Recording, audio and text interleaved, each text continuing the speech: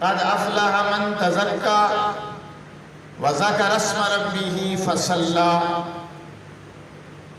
بل تؤثرون الحیاۃ الدنیا والآخرۃ خیر وابقی۔ اس آیت کے اندر اللہ پاک نے مسلمان بندوں کو، مومن بندوں کو متوجہ کر کے فرمایا تحقیق کامیاب ہو گئے وہ لوگ، قد افلح، بے شک تحقیق وہ لوگ کامیاب ہو گئے، من تزکا، جنہوں نے اپنے آپ کو پاک کیا، جنہوں نے اپنا تزکیہ نفس کیا، وہ لوگ کامیاب ہو گئے۔ اگلی آیت میں ساتھ ہی اللہ پاک نے آخرت کی کامیابی کی اہمیت کو بیان کر دیا، فرمایا بل تؤثرون الحیاۃ الدنیا، بلکہ تم دنیا کی زندگی پر فریفتہ ہو گئے، قربان ہو گئے، دنیا کی زندگی پر ریجھ گئے، یعنی دنیا ہی کو تم نے اپنا مرکز اور محور بنا لیا، تم نے دنیا ہی کی زندگی کو سب کچھ سمجھ لیا۔ بل تؤثرون الحیاۃ الدنیا، دنیا کی زندگی کو تم نے اپنا محور اور مرکز بنا لیا۔ بل تؤثرون الحیاۃ الدنیا والآخرۃ خیر وابقی، جبکہ تمہارے لیے آخرت بہتر تھی اور ہمیشہ ہمیشہ کی زندگی تھی۔ تو اللہ نے دنیا اور آخرت کا موازنہ کیا اور انسان کی فطرت کو بیان کیا، انسان کے ذہن کو، اس کے رجحان کو بیان کیا کہ دنیا کے اندر جو اس کا ذہن ہے، دنیا کے اندر جو اس کا دنیا داری کی طرف رجحان ہے، اور اس کو بیان کر کے بتایا کہ دنیا کچھ بھی نہیں ہے، دنیا بے ثبات ہے، دنیا فانی ہے، اور دنیا کے چکا چوند روشنیاں جو ہیں وہ ضرور تمہاری آنکھوں کو خیرہ کر رہی ہیں، ضرور تمہاری آنکھوں کو چندیا رہی ہیں، لیکن یاد رکھو کہ دنیا جو ہے یہ بالآخر ختم ہو جانے والی ہے۔ اگر ایک میدان ہو اور میدان کے اندر رائی کے دانوں کا بہت بڑا ڈھیر لگا ہوا ہو، رائی کے دانوں کا ڈھیر، گندم کا بھی نہیں، مکئی کا بھی نہیں، رائی کے دانے جو انتہائی چھوٹے چھوٹے باریک ہوتے ہیں، اس کا بہت بڑا ڈھیر لگا ہوا ہو، ایک پرندہ آئے اور ایک دانہ اٹھا کر لے جائے، اور پھر 100 سال کے بعد آئے اور پھر دانہ اٹھا کر لے جائے، اور پھر 100 سال کے بعد آئے، پھر دانہ اٹھا کر لے جائے، یاد رکھو ایک نہ ایک دن وہ دانے اور دانوں کا ڈھیر جو رائی کے دانے ہیں ان کا ڈھیر ختم ہو جائے گا، لیکن آخرت کی زندگی پھر بھی ختم نہیں ہوگی۔ بل تؤثرون الحیاۃ الدنیا والآخرۃ خیر وابقی، جبکہ آخرت بہتر تھی، خیر بہتر تھی، وابقی اور باقی رہنے والی تھی۔ بہتر کو اور باقی رہنے والی زندگی کو ہم نے اس دنیا کی عارضی اور فانی زندگی پر ترجیح دی۔ اللہ تعالیٰ نے اس کی طرف ہماری توجہ دلائی اور بتایا کہ کامیابی کا مدار تمہارے تزکیہ نفس پر ہے، تزکیہ نفس پر ہے۔ کہیں فرمایا کہ کامیابی کا مدار تقویٰ ہے، الف لام میم ذالک الکتاب لا ریب فیہ ھدی للمتقین۔ الف لام میم یہ قرآن جس میں کوئی شک و شبہ نہیں، یہ متقین کے لیے راہ ہدایت ہے۔ کئی فرمایا کامیاب ہو گیا وہ شخص، کامیاب ہو گیا وہ انسان جو اپنی نمازوں میں خشوع کرنے والے، جو اپنی شرمگاہوں کی حفاظت کرنے والے، کامیاب ہو گیا وہ شخص، وہ لوگ کامیاب ہیں۔ دوسری جگہ فرمایا قد افلح من زکاہا، بے شک کامیاب ہو گئے وہ شخص جنہوں نے اپنے نفس کو پاک کیا، وقد خاب من دساہا، اور ناکام ہو گئے وہ شخص جنہوں نے اپنے نفس کو گناہوں کی آلودگی سے ناپاک بنا لیا، وہ ناکام ہو گیا۔ کامیابی جو ہے وہ پاکیزگی کے اندر ہے، اور پاکیزگی صرف ظاہری نہیں بلکہ ظاہری اور باطنی دونوں قسم کی پاکیزگیاں ہیں، کہ انسان عقیدے کے لحاظ سے بھی پاکیزہ ہو، شرک نہ ہو، بدعت نہ ہو، رسومات نہ ہو، دین خالص پر چلے، دین خالص پر چلنے والا، فَادْعُوهُ مُخْلِصِينَ لَهُ الدِّينَ،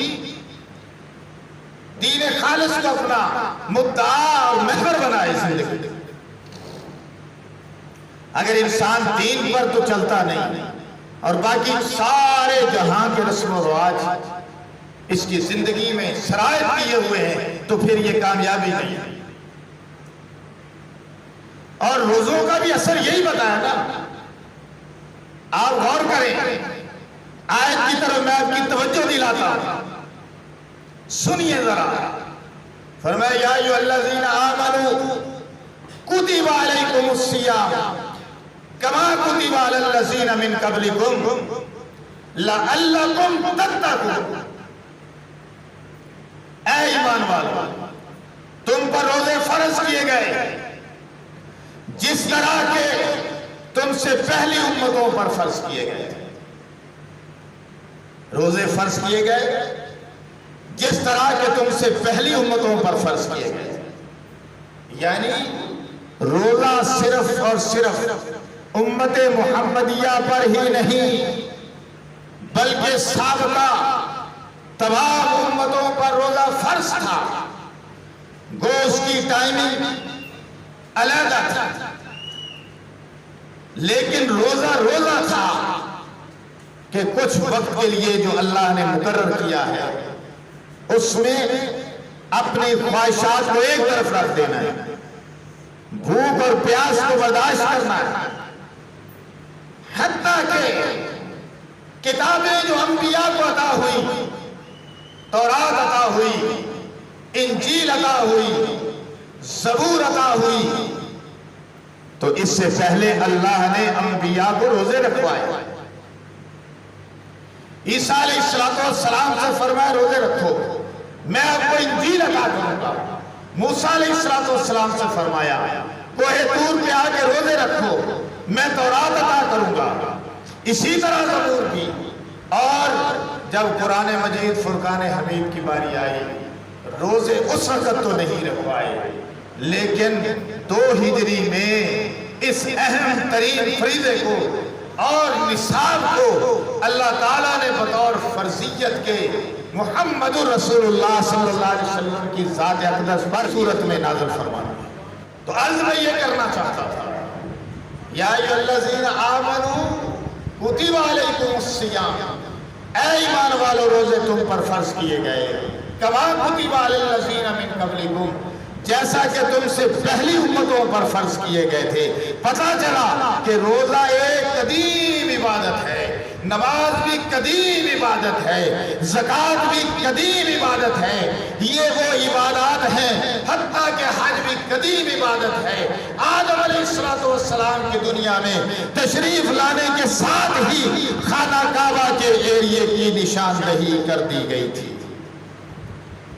اور ابراہیم علیہ السلام نے جو کعبہ کو تعمیر کیا تھا وہ اس کی سابقہ بنا یعنی سابقہ اس کے بنیادوں پر کھڑا کیا گیا تھا۔ یہ کریم عبادات ہے، ہر امت میں فرض رہی ہے۔ نماز، روزہ، حج، زکوٰۃ، یہ صرف ہم پہ ہی نہیں ہے، اور یہ دین کے شاعر ہیں، دین کے مضبوط ستون ہیں۔ ان کے بغیر دین جو ہے وہ خالی عبارت کی مانند ہے۔ یاد رکھیے، آج تو ہم پرواہ نہیں کرتے، نماز نہیں پڑھ رہے، پڑھی جا رہی مسلمانوں سے، پرواہ کوئی نہیں۔ روزہ رکھ لیا نہ رکھا، پرواہ کوئی نہیں۔ زکوٰۃ ادا کرنی ہے نہیں کرنی، زکوٰۃ کب ادا کرنی ہے، پرواہ کوئی نہیں۔ کرنی بھی ہے کہ نہیں، پرواہ کوئی نہیں۔ پیسہ ہے، مال ہے، حج کو بھی جانا ہے کہ کوئی نہیں، پرواہ کوئی نہیں۔ آج ہمیں دین کے بنیادی جو اصول ہیں، 5 بنیادی اصول، جن کی جو ہے بنیاد کلمہ لا الہ الا اللہ پر قائم ہے، اس کے بعد نماز ہے، اس کے بعد حج ہے، زکوٰۃ ہے، روزہ ہے، پھر جہاد ہے۔ اس کو ہم نے کس قدر سنبھال رکھا ہے؟ جیسے کوئی خیمہ لگا ہوا ہو، خیمے کے نیچے 5 بانس لگے ہوئے، اور درمیان والا خیمہ، درمیان والی لکڑی کلمہ طیبہ لا الہ الا اللہ، اشہد ان لا الہ الا اللہ واشہد ان محمدا عبدہ ورسولہ، اور پھر نماز، اور پھر زکوٰۃ کا ستون اور اس کی لکڑی، اور پھر اسی طرح حج، اسی طرح زکوٰۃ۔ تو آپ مجھے یہ بتائیں کہ یہ خیمہ جو ہے قائم ان لکڑیوں پر ہے، اگر درمیان والی لکڑی نہیں ہے، یعنی کلمہ ہی نہیں ہم نے پڑھا، تو پھر تو خیمہ قائم ہی نہیں ہو سکتا، پھر تو ہم مسلمان ہو ہی نہیں سکتے۔ لیکن اگر درمیان والی لکڑی ہے، ہمارے پاس کلمے کی دولت ہے، نماز والا بانس نہیں ہے، حج والا نہیں ہے، زکوٰۃ والا نہیں ہے، روزے والا نہیں ہے، تو جس طرف کی لکڑی خیمے کے نیچے نہیں ہوگی، اس طرف کا خیمہ جھکا ہوا ہوگا، گرا ہوا ہوگا۔ اب آپ یہ اندازہ کر لیں کہ ہمارا خیمہ جو ہے، دین کا خیمہ، وہ کس قدر قائم ہے۔ خیر میں پیچھے آؤں آیت کی طرف پھر، یا ایھا الذین آمنوا کتب علیکم الصیام کما کتب علی الذین من قبلکم، اے ایمان والو، تم پر روزے فرض کیے گئے ہیں جس طرح کہ تم سے پہلی امتوں پر فرض کیے گئے تھے۔ سوال پیدا ہوتا ہے، یا اللہ روزے کا مقصد کیا ہے؟ آخر ہمیں بھوکا رکھنے کا، پیاسا رکھنے کا، اس تنگی سے دوچار کرنے کا مقصد کیا ہے؟ گرمیوں کے طویل ترین ایام میں، صبح اور شام میں، یا اللہ صبح کو کھانا ہے سحری کے وقت، سارا دن بھوکا رہنا ہے، کام بھی ہے، کاج بھی ہے، محنت بھی ہے، مزدوری بھی ہے، بچوں کا پیٹ بھی پالنا ہے، اپنا بھی پالنا ہے۔ یا اللہ مشکل حالات،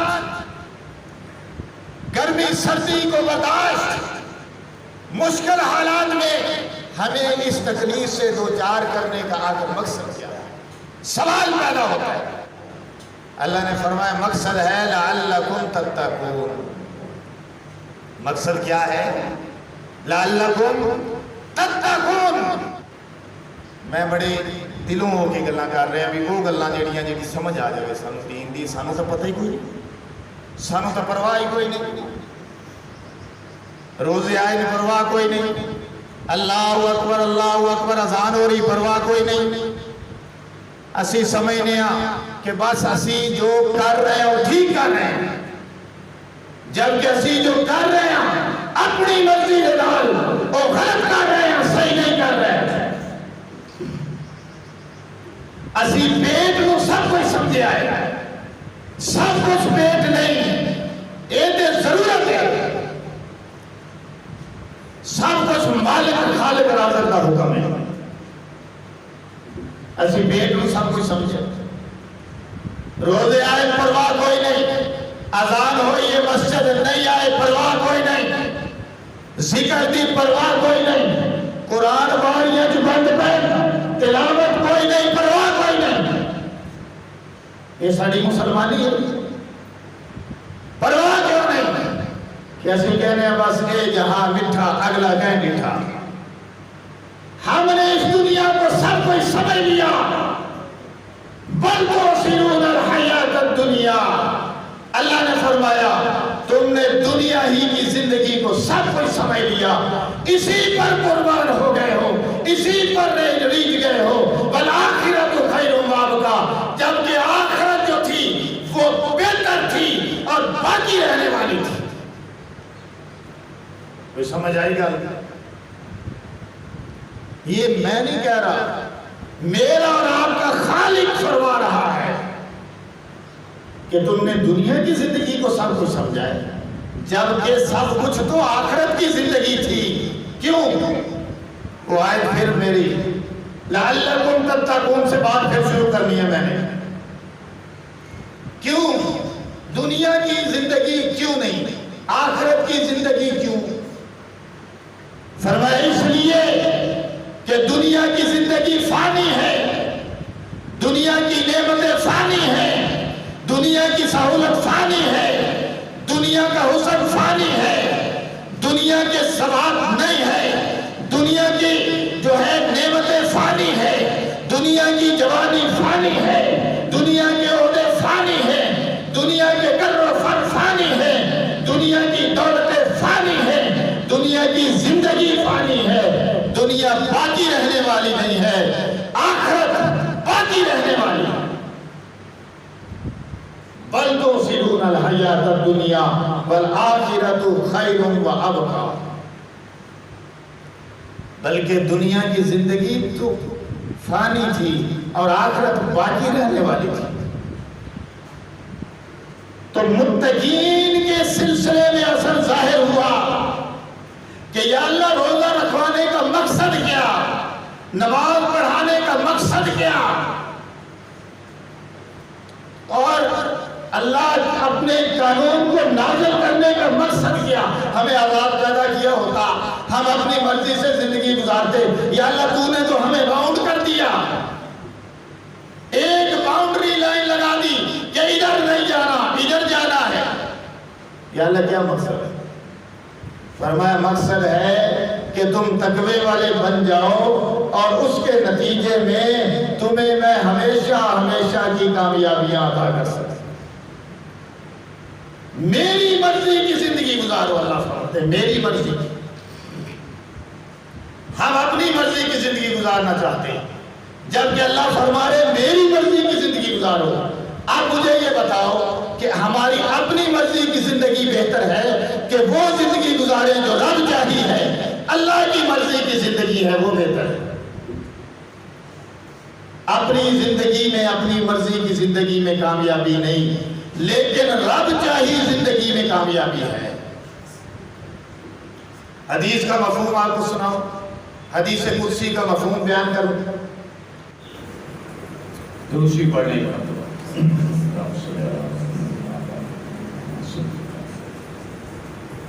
اللہ بارک اللہ محمد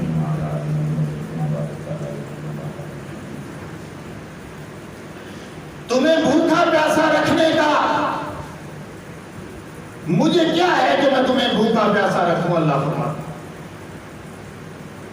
لیکن اس کا مقصد یہ ہے کہ تمہارے اندر تقوی پیدا ہو جائے۔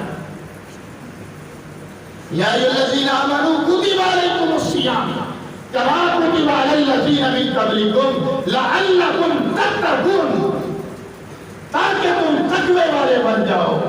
کیا مطلب تقوی والے؟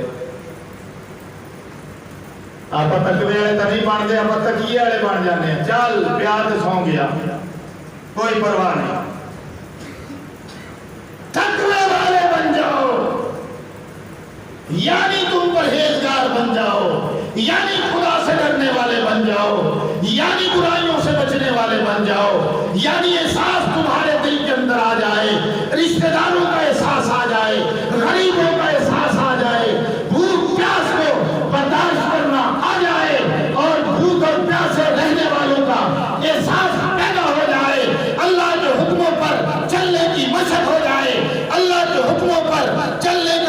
رویہ پیدا ہو جائے، اللہ کے حکموں پر چلنے کا طریقہ آ جائے، اللہ کے حکموں پر مر مٹنے کا طریقہ آ جائے۔ اس لیے فرمایا کہ روزہ رکھوانے کا مقصد جو ہے وہ تقویٰ کا کرنا ہے۔ نماز کا بھی یہی مقصد ہے کہ ہمارے اندر تقویٰ آ جائے، حج کا بھی یہی مقصد ہے کہ ہمارے اندر تقویٰ آ جائے، زکوٰۃ کا بھی یہی مقصد ہے۔ زکوٰۃ لفظ جو ہے اقیموا الصلاۃ وآتوا الزکاۃ، نماز قائم کرو اور زکوٰۃ ادا کرو۔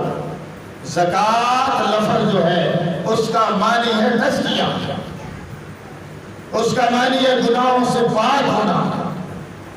زکوٰۃ کا مقصد مال کا پاک ہونا، بندے کا بھی پاک ہونا، جو بندہ دے رہا ہے زکوٰۃ اس کا اپنا دل پاک ہوتا ہے، اور جو مال میں سے مال نکل رہا ہے تو اس کا مال پاک ہوتا ہے، اور اس کی حفاظت بھی ہوتی ہے، پاک ہونا بھی ہے، حفاظت ہونا بھی ہے، اور انفاق بھی ہے، یعنی حصہ نکالنا اللہ کا۔ ہم سمجھتے ہیں کہ زکوٰۃ نکالیں گے تو مال بیچ میں سے کم ہو جائے گا، اللہ فرماتے ہیں نہیں نہیں، زکوٰۃ کا ایک مقصد جو ہے وہ مال کا کم ہونا نہیں بلکہ مال کا بڑھنا ہے، نشوونما پانا ہے۔ فقہ کی کتابیں اٹھاؤ اور دیکھ لو جتنے مطلب میں نے بیان کیے ہیں یہی ہے، مال کا بڑھنا، مال کا پاک ہونا، مال کی حفاظت ہونا، انسان جو ادا کر رہا ہے زکوٰۃ اس کا پاک۔ ہمیں پتہ ہی کوئی نہیں۔ اسی طرح صدقہ فطر ہے، ایک تو روزے رکھے، سوال پیدا ہوتا ہے، ایک تو روزے رکھے بڑے کمزور ہو گئے، اچھا بہت بندے روزہ نہیں رکھتے، بچیاں تو نہیں رکھاؤ دے، نوجوان بچیاں آپ بھی نہیں رکھ دے، کہتے کمزور ہو جائیں، بیماری بڑھ جائے، کمزوری بڑھ جائے۔ آپ کے سامنے قاری نیسر عمار کھڑا ہے، کوئی ایڈا طاقتور پہلوان نہیں ہے، عمر بھی 50 تو اٹھتے جا رہی ہے، کوئی کمزوری نظر آ رہی ہے؟ کوئی کمزوری نظر آ رہی ہو تو بتاؤ، نہیں بول سکتے۔ یہ اور جنہیں روزے رکھے ہوں سارے مہینے تو یہ بول سکتا ہے، میں تو بولتا بھی ہوں۔ پتا چلا کہ کمزوری نہیں آتی، طاقت آتی ہے۔ اللہ کے حکم پر چلنے سے کمزوری نہیں آتی، طاقت آتی ہے۔ پتہ نہیں کیا ہو گیا ہمیں، اتنی موذی مرض پھیلی ہوئی ہے، اتنی بڑی وبا کا سامنا ہے، اتنا خوف طاری ہے، موت کے گہرے سائے ہیں اور زندگی چل رہی ہے، بے گور و کفن مردے دفنائے ہیں اور زندگی چل رہی ہے، اتنا خوف ہے، لیکن پھر بھی ہمیں رب کا خوف نہیں، موت کا خوف ہے، رب کا خوف نہیں ہے۔ بے حسی ہے کہ نہیں، بے بسی ہے کہ نہیں، بے کسی ہے کہ نہیں؟ ارے موت کا کچھ پتہ ہی نہیں کب آ جائے۔ کرونا سے بچتے بچتے منہ پہ ماسک بھی چڑھائے، سینیٹائزر بھی استعمال کیے، ہاتھ بھی دھلائے، اور بڑے جناب پیک شیک ہو کے ایئرپورٹوں پہ چیک اپ بھی کرائے، اور کرونا کے وہ جناب وہ گن سی جو متھے کو لگاتے ہیں وہ بھی لگائی، جہاز میں سوار ہو گئے، اور موت آگے منہ کھولے کھڑی تھی، اور کراچی میں آج ایئرپورٹ پر اترنا ہی چاہتا تھا جہاز۔ میں نے فوری طور پر اس پر چند اشعار بھی بنائے، فیس بک پہ لوڈ کر دیے، پڑھیے گا ذرا۔ وہ جناب موت منہ کھولے کھڑی تھی، اب بتاؤ اللہ کی مشیت سے بھاگ کر کہاں جا سکتے ہو؟ اللہ نے سورۃ الرحمن میں فرمایا، او انسانوں اور جنوں، تم زمین و آسمان کے کناروں سے ذرا نکل کر تو دکھاؤ، نہیں نکل سکتے۔ بندہ رب سے بھاگ کے کہاں جا سکتا ہے؟ تو جب رب سے بھاگ کر کہیں نہیں جا سکتا تو رب کے ہو جاؤ نا پھر۔ اے میرے بندے، ایک تیری چاہت ہے، ایک میری چاہت ہے، اور اگر تو نے قربان کر دیا اس کو جو تیری چاہت ہے تو پھر ہوگا وہ جو تیری چاہت ہے، اور اگر تو نے قربان نہ کیا اس کو جو تیری چاہت ہے، یعنی تو نے اس کو قربان نہ کیا اس پر جو میری چاہت ہے، تو پھر یاد رکھنا ہوگا پھر بھی وہی جو میری چاہت ہے، اور میں تمہیں اس کے اندر رسوا کر دوں گا جو تمہاری چاہت ہے۔ ہمارے چاہنے سے کیا ہوتا ہے؟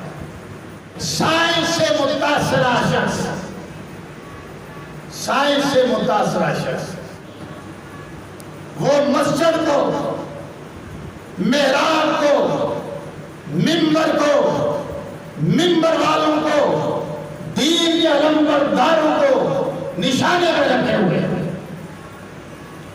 اور ان کی اہمیت گھٹانا چاہتا ہے۔ آپ دیکھیے بالکل کلیئر بات ہے کہ دین کا علم دین والوں سے ملے گا، دین کی بات دین والوں سے ملے گی، تقوی کی بات دین والوں سے ملے گی، اسلام کی بات دین والوں سے ملے گی، قرآن کی بات قرآن والوں سے ملے گی، حدیث کی بات حدیث والوں سے ملے گی، مسئلہ کو پوچھنا ہو تو مولویوں سے مفتیوں سے ملے گا، کیوں؟ میڈیکل کی بات ڈاکٹروں سے ملے گی، انجینئرنگ کی بات انجینئر سے ملے گی، سائنس والوں کی بات سائنس والوں سے ملے گی۔ یہ دین کے دائی ہیں، دین کے علمبردار ہیں، دین کے سپاہی ہیں، دین کا علم رکھنے والے ہیں، یہ بات ان سے ملے گی، اور یہ دو علوم آپس میں ورنہ ٹکرا جائیں گے، نتیجہ کوئی بھی نہیں نکلے گا۔ سائنس کی کوشش رہی ہے، سائنس کی نہیں، سائنس کو اسلام کے عین مطابق ہے اور اسلام سائنس کے عین مطابق ہے، لیکن سائنس سے متاثرہ گمراہ لوگوں کی یہ کوشش رہی ہے کہ کسی طرح سے دین کے علماء کی اہمیت کو کم کر دیا جائے اور سائنس کو جو ہے وہ دین کی جگہ اس کا امپلیمنٹ کر دیا جائے۔ ہر مذہب میں ایسا رہا ہے، عیسائیت میں بھی رہا ہے، دیگر مذاہب میں بھی رہا ہے۔ ایسا کبھی ہو نہیں سکتا کہ سائنس جو ہے وہ دین کو کرسی سے ہٹا دے اور اس کی جگہ ممبر پر بیٹھ جائے، ایسا نہیں ہو سکتا۔ اب فواد چودھری کو کہو نا کہ عید پڑھائے، اب فواد چودھری عید بھی پڑھائے، اب فواد چودھری جنازے بھی پڑھائے، پھر کیوں جن کا کام ہے ان کو نہیں کرنے دیتا؟ ہاں، سائنس سہولت فراہم کرتی ہے، سائنس کی ایجادات سے اس کی سہولتوں سے فائدہ اٹھاؤ، لیکن دین اور اسلام کے جو بنیادی اصول ہیں، جو بنیادی پرنسپل ہیں، ان کے بغیر گزارا نہیں۔ تھوڑا سا مسئلہ بھی سمجھ، وہ کہہ رہا تھا کہ سیٹلائٹ کے ذریعے، کس کے ذریعے؟ سیٹلائٹ کے ذریعے چاند اس کی پیدا ہونے کی عمر وہ پتہ چل گئی ہے، چل جاتی ہے قبل از وقت، لہذا میں سائنس کے ذریعے سے، سائنس کی روح سے، ٹیکنالوجی کی روح سے یہ دعویٰ کرتا ہوں کہ چاند جو ہے وہ پیدا ہو چکا ہے، اور اس کو دیکھے بغیر، بات سمجھ لیں، اس کو دیکھے بغیر عید کا اعلان کر دیا جائے، پھر دیگر ممالک کا بھی حوالہ کہ سعودیہ میں بھی ہو گئی، فلاں بھی ہو گئی، پوری دنیا میں ہو گئی، لہذا پاکستان کو بھی کر لینی چاہیے۔ تو اس کا تو جواب دیا پوری دنیا میں ہو گئی، انہوں نے کہا بھائی ان کے روزے بھی تو 30 ہو گئے، انہوں نے تو ایک دن پہلے ہم سے رکھا تھا، ان کے روزے 30 ہوئے، ہمارے 29 ہیں۔ حکم یہ ہے رسول اللہ صلی اللہ علیہ وسلم کی طرف سے کہ اگر 29ویں میں چاند نظر نہ آئے تو پھر 30 روزے کر لو. 31 تو نہیں ہو سکتے نا, 31 تو نہیں ہو سکتے. آپ دوسری طرف آ جاؤ کہ اب فواد چودھری کی بات پر اعتماد کر کے کیا ہمیں اعلان کر دینا چاہیے تھا مفتی منیب الرحمان, مفتی تقی عثمانی کو کیا اعلان کر دینا چاہیے تھا سائنس کی بات مان کر؟ آپ کہیں گے حرج کیا, کیونکہ آپ کو پتہ نہیں, مسئلے کا پتہ نہیں. مسئلہ بھی تو لے کے چلنا ہے, شریعت کو بھی تو لے کے چلنا ہے. سائنس کو لے کے قبر میں جاؤ گے کہ شریعت کو لے کے قبر میں جاؤ گے؟ بتاؤ نا. سائنس نے تو قبر کے حالات بھی دیکھنے کی بڑی کوشش کی. ان لوگوں نے بڑی ڈیوائسیں وہاں فٹ کی, بڑے کمپیوٹر لیپ ٹاپ فٹ کیے, اور جو ہی قبر کو بند کیا دھماکے سے اڑ گئے. سائنس کو کہاں لے کے جاؤ گے؟ قبر میں لے کے جاؤ گے. سائنس قبر میں نہیں جائے گی, دین جائے گا ساتھ. تو مسئلہ کیا ہے؟ مسئلہ یہ ہے کہ چاند کی رؤیت ضروری ہے, چاند کی رؤیت ضروری ہے. چاند کو آنکھوں سے دیکھا جائے, چاہے اس کے لیے دوربین استعمال کی جائے یا کوئی بھی آلات استعمال کیے جائیں, لیکن زمین پہ کھڑے ہو کر اس کی رؤیت کرنی ہے, یہ ضروری ہے. اگر رؤیت ہو جاتی ہے اور ملک کے کسی بھی حصے میں ہو جاتی ہے تو عید کا اعلان ہوگا, اور اعلان فواد چودھری یا سائنسدان نہیں کریں گے. اعلان اللہ کے فضل سے علماء کرتے رہے ہیں, اور علماء ہی کریں گے, اور علماء ہی نے کیا ہے, اور ان کے کہنے پر عید ہوئی ہے, وہ یہ کریں گے. اور یہ بھی پتہ چل گیا کہ مولوی جو ہیں, مفتیان جو ہیں, یہ صرف اندھی تقلید کرنے والے نہیں, ضد کرنے والے نہیں تھے. اگر یہ ضد کی بات تھی تو پھر مولوی بلوچستان میں جب چاند کی گواہیاں ملی ہیں, جب کہ ایک مرتبہ اجلاس ختم ہو گیا تھا, دوبارہ اجلاس طلب کیا گیا ہے. جب گواہیاں ملی ہیں تو اس وقت دوبارہ اجلاس ہوا ہے, اور شہادتیں کمپلیٹ ہونے پر انہوں نے عید کا اعلان کیا ہے. پتہ چلا کہ مولوی نہ ضدی ہے, نہ مولوی ٹیپیکل ہے, نہ مولوی دین سے باہر ہے, نہ مولوی دین سے باہر جانا چاہتا ہے, بلکہ دین پر ہے, شریعت پر ہے, اور آپ کو شریعت پر چلانا چاہتا ہے. ٹھیک ہے میری بات, کہ چلنا شریعت کے مطابق ہے. کہتا ہے پھر کہ چاند پر ہم نے چلے جانا ہے 10 سال کے بعد. اے مروئی تسی میں نے دسو, تسی آپ ہی سائنس والے جو بڑے بندے بیٹھے پڑھے لکھے, چاند پر زندگی ممکن ضرور ہے, بلکہ اس سے پہلے تو مریخ پر ہے کہ جو زمین کے نزدیک ترین سیارہ ہے. تو مریخ پر زندگی گزارنے کے لیے جا کر بھی ہمیں ایک بندے پر کروڑوں روپے خرچ کرنے پڑیں گے. اینے پیسے کتوں آئے, کون جاؤ گے؟ نمبر 2, اللہ نے انسانوں کے لیے خصوصاً پرندوں کے لیے بھی, درندوں کے لیے بھی, جرند کے لیے بھی, مچھلیوں کے لیے بھی, سمندروں کے لیے بھی یہ زمین سیارہ بنایا ہے زندگی کا, اور اسی پر ان کی زندگی ہے, کسی اور سیارے پر ان کی زندگی ناپید ہے. خیر, ان باتوں پر بھی بات کرنا ضروری ہے, کیونکہ آج کل ہے سوشل میڈیا کا دور, اور سوشل میڈیا پر کسی کا منہ سر ہو نہ ہو, کسی میں علم ہو نہ ہو, عمل کی ہم آہنگی ہو نہ ہو, وہ جو منہ میں آتا ہے کہہ رہے ہیں. ایک بندہ پوسٹ کر رہا ہے اور اس کی پوسٹ کے حوالے سے عجیب و غریب کامنٹس اس پر آ رہے ہیں, یقین کیجیے عقل دنگ رہ جاتی ہے کہ یار لوگوں کی سوچ کیسی ہے, لوگوں کا ذہن کیسا ہے, عقل دنگ رہ جاتی ہے. خیر, میں وائنڈ اپ کرنے کی طرف آؤں.